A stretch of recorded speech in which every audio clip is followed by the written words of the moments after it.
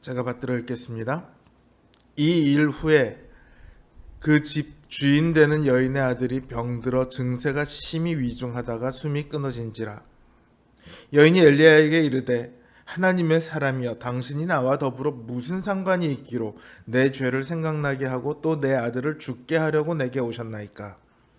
엘리야가 그에게 그의 아들을 달라 하여 그를 그 여인의 품에서 받아 안고 자기가 거처하는 다락에 올라가서 자기 침상에 누이고 여호와께 부르짖어 이르되 내 하나님 여호와여 주께서 또 내가 우거하는 집 과부에게 재앙을 내리사 그 아들이 죽게 하셨나이까 하고 그 아이 위에 몸을 3번 펴서 엎드리고 여호와께 부르짖어 이르되 내 하나님 여호와여 원하건대 이 아이의 혼으로 그의 몸에 돌아오게 하옵소서 하니 여호와께서 엘리야의 소리를 들으심으로 그 아이의 혼이 몸으로 돌아오고 살아난지라.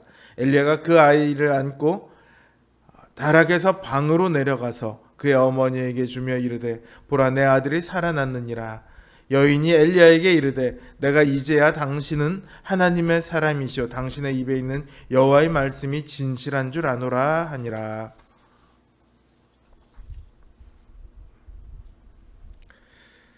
바알이라는 신은 비와 폭풍의 신이고 풍요의 신으로 받아들여집니다. 동시에 생명의 신이기도 해요. 고대 가나안 신화를 보면요, 바알이 죽음의 신인 모트하고, 모트라는 죽음의 신이 있어요. 이 모트와 싸워서 집니다. 그래서 바알이 죽게 돼요. 근데 바알의 배우자 아낫이라는 여신이겠죠? 이 아낫이 바알을 도와서 바알은 다시금 모트에게 승리하고 죽은 자들의 세계에서 돌아오게 됩니다. 그래서 돌아와서 세상에, 아까 비의 신이라고 했잖아요. 세상에 비를 뿌려줍니다. 땅의 모든 생명들은 그 비를 통해 생명을 유지하게 돼요.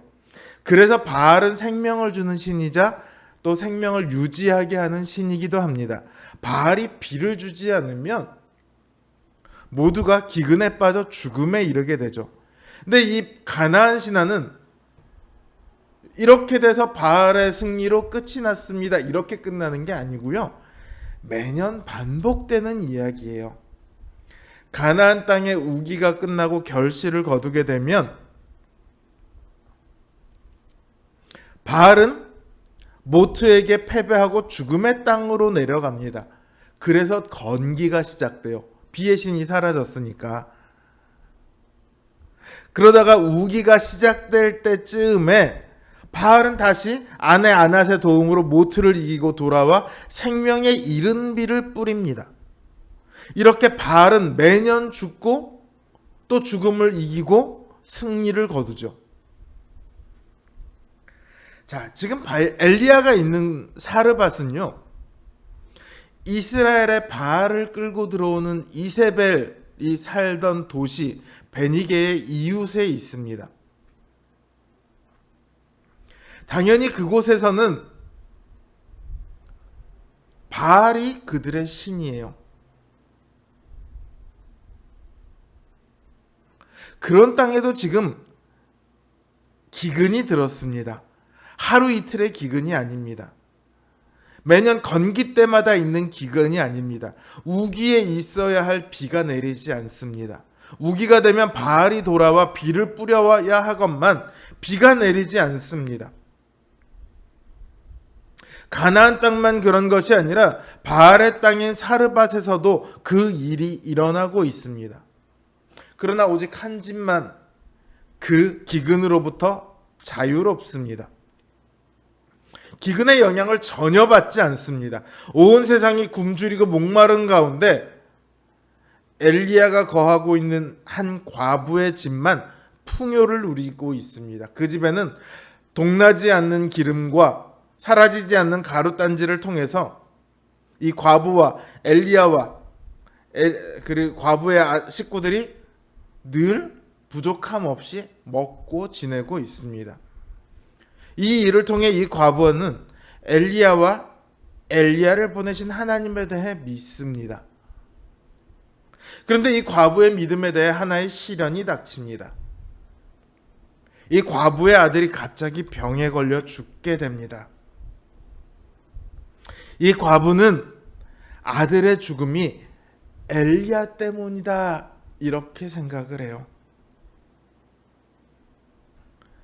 신의 사람이 죄에 대해 심판을 해서 아들이 죽게 된 것이다 이렇게 생각을 하는 거예요.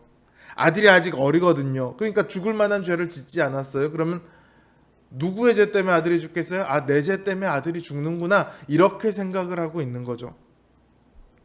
그래서 엘리야에게 왜 내 죄를 생각나게 하고 또 내 아들을 죽게 합니까? 이러고 한탄을 합니다. 엘리야가 그 아들을, 죽은 아들을 받아 안고 자기가 거처하는 다락방으로 올라가 그 아이 위에 몸을 3번 펴서 엎드리고 하나님께 기도합니다. 하나님 여호와여, 원하건대 이 아이의 혼으로 그의 몸에 돌아오게 하옵소서. 그러자 하나님께서 그 기도에 응답하십니다.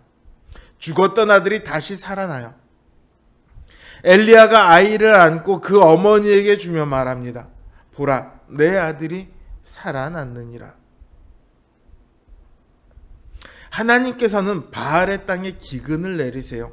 그리고 바알조차 어쩔 수 없는 죽음을, 그 바알조차 죽었잖아요. 바알조차 어쩔 수 없는 그 죽음을 이기시고 죽었던 아이를 다시 살리십니다.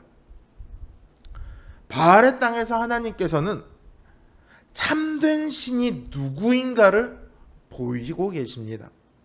그래서 여인이 내가 이제야 당신은 하나님의 사람이요 당신의 입에 있는 여호와의 말씀이 진실한 줄 아노라 이렇게 고백하죠. 당신이 섬기는 여호와 하나님이 참된 하나님이시다. 그거를 고백하는 거예요. 이 여인이 받은 모든 복은요, 사실 이스라엘에게 허락되었던 복입니다. 풍요와 생명의 복이 이스라엘에게 주어졌어요. 그런데 그들은요, 하나님이 주신 것보다 더 많은 것을 원합니다. 이 기근 가운데 이 과부에게 그 기름이 동나지 않고 가루가 사라지지 않아서 이들은 행복합니다. 그런데 이 가나안 사람들은 나 이거 말고 좀 고기도 먹어야겠고 뭐도 해야겠고 뭐도 해야겠고 뭐도 해야겠는데 왜 이건 안 주세요? 이런 거죠. 그래서 하나님이 주시는 복에다가 더해서 바알이 주는 복까지 원하는 거예요. 또 그들은 하나님의 손이 아니라 자신들의 손으로 생명을 지키기를 원합니다. 그래서 군사력을 키우고 다른 나라와 동맹을 맺습니다. 그들은 더 많은 복을 원했고 더 확실해 보이는 그 자신들의 안전을 원했지만 사실은 하나님의 모든 복을 자기들 발로 걷어찬 거죠. 오늘날 많은 신자들도요, 그들과 비슷한 모습을 가지고 있습니다. 하나님을 믿으면서도 다른 우상을 섬깁니다. 비록 바알처럼 사람의 손으로 만든 우상은 아니라 할지라도요, 수많은 다른 우상들을 가지고 있어요. 우상은 어떤 신만을 지칭하는 것이 아니라요, 우리의 안전과 행복을 위해 하나님 외에 우리가 의지하고 섬기는 모든 것들이 다 우상입니다. 우리 삶 속에선 종종 돈이, 권력이, 지위가, 인기와 명예와 소속된 집단과 또 주변의 다른 사람들과의 관계가 다 우상이 되곤 합니다. 그러나 이 모든 우상은 바알과 마찬가지로 죽음을 이기지 못합니다. 우리가 섬기는 모든 우상은 무덤에서 끝이 나게 되어 있습니다. 그러나 우리가 믿는 우리의 하나님은, 우리의 주님은 다르죠. 바알의 가장 본거지까지 들어가서 그 권능으로 우상을 회파하신 것처럼 죽음의 가장 깊은 곳까지 가셔서 사망의 권세를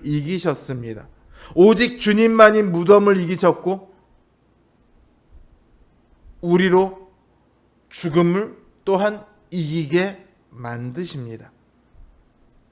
그래서 우리도 죽음을 이겼습니다. 죽음을 이기신 주님이 우리의 생명이요 부활이시기 때문입니다. 가장 거대한 죽음조차도 우리를 어찌할 수 없습니다. 그러니 그 어떤 현실도 우리를 이길 수 없습니다. 로마서 8장 38절 39절 사망이나 생명이나 천사들이나 권세자들이나 현재일이나 장래일이나 능력이나 높음이나 깊음이나 다른 어떤 피조물이라도 우리를 우리 주 그리스도 예수 안에 있는 하나님의 사랑에서 끊을 수 없으리라. 이 말씀이 여러분의 믿음이 되기를 원합니다. 그 믿음으로 언제나 생명 가운데 승리하는 하나님의 복을 누리는 우리 성도님들 되시길 주님의 이름으로 기원합니다.